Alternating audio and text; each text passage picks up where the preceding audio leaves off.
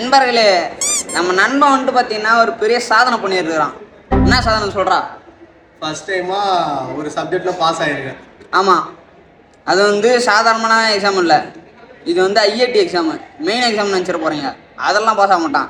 ஐஐடியில் ஒரு சப்ஜெக்டில் பாஸ் ஆகிட்டாரு. அது வந்து இப்போ உலக சாதனையாக இருக்குது. இப்போ இவருக்கு அவ்வளோ பெருமையாக பேசுகிறாங்க. அப்போ பார்த்துக்குங்க அவன் எவ்வளோ பெரிய வெற்றி அடைஞ்சிருக்கிறான்ட்டு. ஒரு மாதிரி பெருமையா இருக்குல்ல. ஐஐடி எக்ஸாமில் எந்த பெருமையாக இருக்காரா? ஆமாம், பாஸ் ஆகிட்டல. மெயின் எக்ஸாமில் ஒரு எக்ஸாமில் பாஸ் ஆகிட்டோன்னு சொன்னால் ஒரு நியாயமான விஷயம்.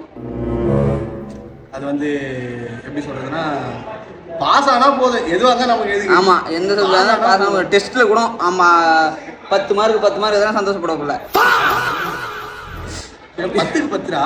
10க்கு 10 மச்சான். எடுத்தாலே 10க்கு 10 எடுப்பான். இல்லைன்னா எடுக்க மாட்டான். அசம்பிளாம் குத்துட்டடா. அவ்வளோதான். இந்த வீடியோவை பார்த்து பழக போகிறாங்க. உன்னை வந்து கரெக்டாக நல்லா படிங்க, படித்து பெரியலாவுங்க.